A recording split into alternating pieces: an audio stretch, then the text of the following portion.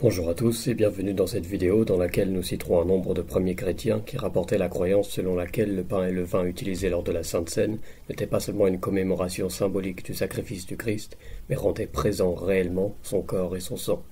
Avant de commencer, faisons quelques clarifications. Dire que le corps et le sang du Christ sont une nourriture spirituelle ne veut pas dire qu'elle est immatérielle, et l'Église catholique emploie aussi cette terminologie pour parler du corps physique du Christ. De la même manière, dire que le pain et le vin sont des symboles ne veut pas dire qu'ils ne deviennent pas réellement le corps et le sang du Christ dans la consécration. L'Église aussi utilise ces termes en expliquant que le sacrement de l'Eucharistie est un signe, car selon elle, les rites visibles sous lesquels les sacrements sont célébrés signifient et réalisent les grâces propres de chaque sacrement. Un sacrement est un signe d'une réalité invisible. Donc si des pères disent que le pain représente ou symbolise le corps du Christ, c'est vrai. Mais cela n'implique pas qu'ils nient que le pain devienne, invisiblement, ce véritable corps. Bien que nombreuses sont les allusions à l'Eucharistie comme d'un sacrifice, nous les omettrons ici afin de convaincre également ces quelques chrétiens qui considèrent que nous offrons un sacrifice, même en l'absence de la présence réelle. De nombreux articles seront donnés en description pour approfondir cette question. Ici, nous nous centrerons sur des chrétiens qui ont de façon suffisamment explicite rappelé la présence réelle du Christ dans l'Eucharistie.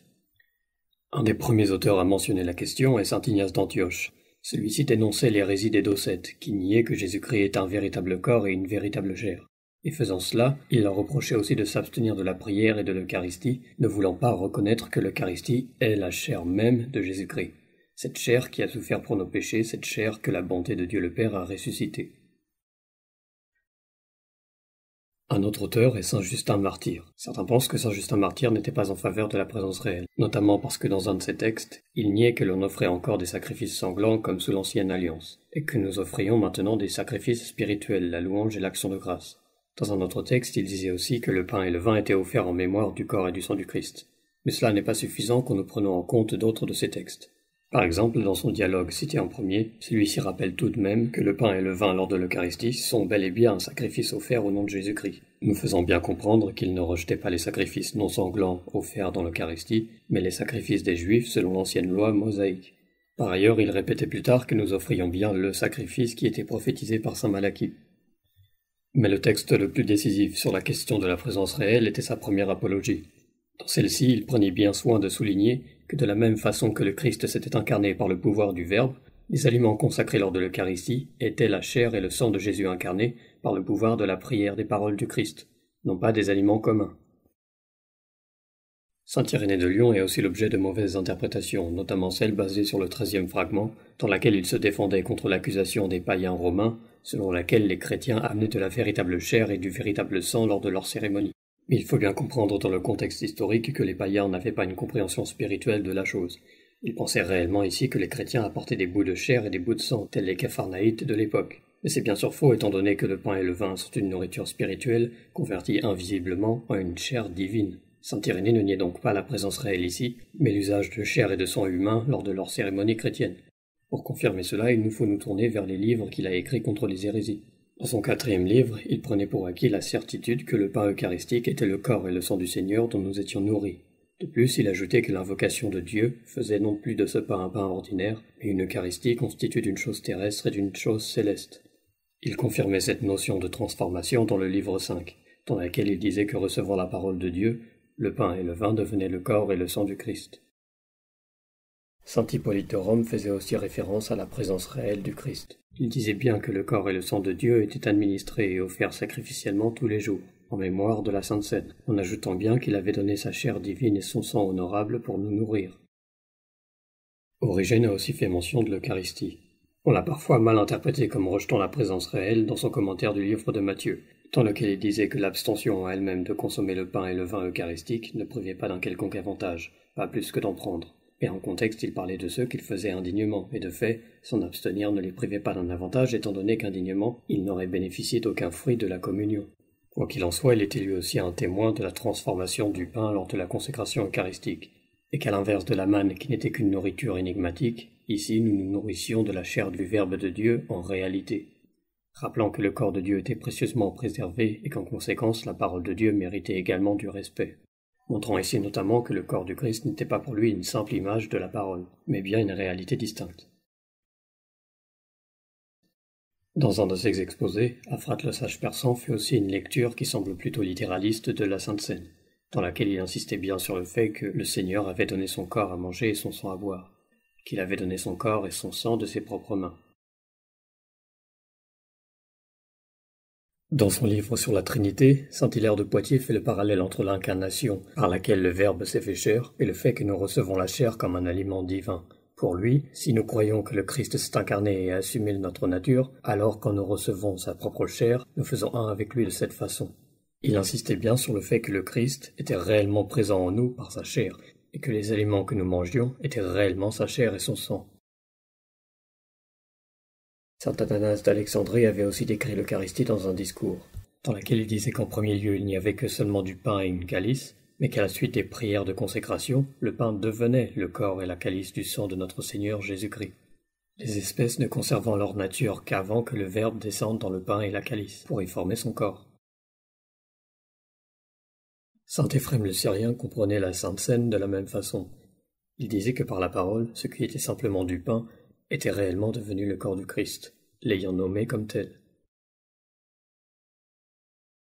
C'est cette même transformation qui est notée par saint Cyril de Jérusalem dans ses catéchèses mystagogiques, dans lesquelles il fait mention du fait que le pain et le vin, après l'invocation, deviennent réellement le corps et le sang de Jésus-Christ, n'étant plus un pain commun, mais alors le corps de Jésus-Christ. Il insistait bien sur le fait que nous ne devions pas le considérer comme un aliment commun, et qu'il fallait juger cette vérité non pas par le goût, mais par la foi. Malgré que ce pain nous paraissait être du simple pain à nos yeux, il fallait croire que c'était réellement le corps du Christ, répétant la même chose pour le vin. Saint Grégoire de Nice disait que les apôtres avaient mangé le corps et le sang du Christ après son sacrifice dans un sens mystique, c'est-à-dire que le corps et le sang qui leur avait été livré était celui de l'agneau qui avait été sacrifié pour eux. En ce qui concerne le pain eucharistique, la nourriture était transformée par le pouvoir du Verbe de Dieu, et par cela, le pain devenait le corps du Dieu le Verbe, agissant par la prière. D'une façon similaire, saint Ambroise de Milan disait que quand nous recevions les éléments sacramentaux, la sainte prière faisait qu'ils étaient transformés en la chair et le sang du Christ. Dans son traité des mystères, il expliquait bien que malgré que nous voyions autre chose, il fallait croire que la nature du pain était changée, insistant sur le fait que Dieu est tout-puissant et qu'il avait déjà permis aux prophètes de faire des miracles similaires. Il fallait croire que c'était véritablement le sacrement de sa chair qui a été crucifié, chose surnaturelle mais de la même façon que sa naissance virginale. Ce changement était rendu possible par les paroles du prêtre parce que c'étaient les paroles du Christ qu'il prononçait. L'antique liturgie de saint Jacques, telle qu'on en dispose, fait aussi mention que la nourriture donnée aux fidèles est le corps du Christ sacrifié, l'offrande étant un sacrifice non sanglant réalisé pour nos péchés. Dieu envoyant son esprit pour sanctifier le pain et en faire le saint corps du Christ, ainsi que la coupe, le précieux sang du Christ. Saint Jean Chrysostome aborde aussi le sujet dans beaucoup de ses homélies. Il parlait notamment du fait qu'il fallait recevoir dignement son corps, étant véritablement le corps de Dieu, avec plus de respect encore que les chrétiens avaient pour les ornements des rois. Il décrivait aussi que le Christ s'était donné à toucher, à manier, à manger, à broyer avec les dents et à absorber de manière à contenter l'amour de Dieu, parlant du fait que par ses aliments, il s'unissait à l'âme des chrétiens. Ailleurs, il parlait aussi du fait qu'il fallait nous persuader que ceci est mon corps désigne une véritable réalité, et qu'il fallait nous élever au-dessus des sens et y croire par l'esprit. De cette façon, ce qui était donné sous une forme corporelle était joint à notre âme. Ainsi, ceux qui désiraient voir le Christ en réalité, le voyaient déjà, le touchaient déjà, et le mangeaient déjà. Il expliquait que pendant l'Eucharistie, c'était Dieu qui agissait après la parole du prêtre, transformant l'offrande en son corps et en son sang. Dans une autre homélie, il répétait cela, en insistant sur le fait que le corps était l'agneau immolé, sacrifié pour nous. Saint Jérôme faisait aussi la même explication sur les paroles du prêtre à la messe, disant qu'il n'y avait rien d'incroyable à croire que par ces paroles, le pain et le vin devenaient le corps et le sang du Christ, cette même parole ayant créé ces mêmes créatures. Théodore de Mopsuest expliquait que le Christ n'avait pas dit « ceci est le symbole de mon corps » ou « ceci est le symbole de mon sang », afin que nous considérions que ceci était réellement le corps et le sang du Seigneur. Les symboles sacramentaux ne devaient donc pas être vus simplement comme du pain et du vin, mais comme corps et sang du Christ, qui étaient transformés par la descente de l'Esprit Saint. Il expliquait aussi que même si cette sainte scène était une commémoration de sa passion, elle était aussi la réalisation de son sacrifice, étant maintenue à travers elle, non pas un nouveau sacrifice, mais le seul sacrifice du Christ que le prêtre réalise ici. Saint Augustin est parfois utilisé pour nier la présence réelle, car celui-ci parle parfois du fait que les espèces eucharistiques sont en quelque manière, ou par le symbole, le corps et le sang du Christ. Mais cela se réfère aux missions de ces autres textes dans lesquels il insiste bien sur cette présence réelle. De plus, comme nous l'avions déjà dit en introduction, parler de symbolique n'est pas nécessairement contredire la présence réelle, car il y a réellement un symbole dans le sacrement. Et comme les théologiens l'expliquaient bien, à cette époque il n'y avait aucune controverse à ce sujet, donc les pères comme saint Augustin n'avaient pas forcément un langage très strict pour le décrire. De plus, le langage théologique n'était pas extrêmement développé sur cette question.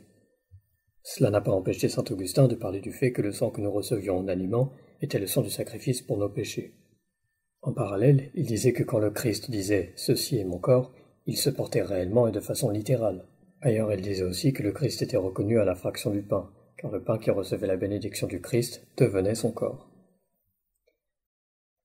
Lors de la première session du Saint Concile œcuménique d'Éphèse, et ce sans aucune controverse, une épître de Cyril avait été lue, qui expliquait que nous offrions le sacrifice non sanglant dans les églises et que les offrandes mystiques étaient sanctifiées, nous faisant recevoir la sainte chair et le précieux sang du Christ.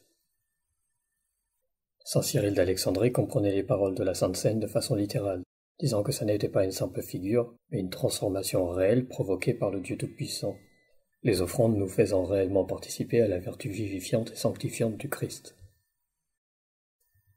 Dans ses lettres, saint Léon le Grand répétait la nature sacrificielle des célébrations faites à l'Église, insistant bien sur le fait que ce qui était consommé était la réalité du corps et du sang du Christ.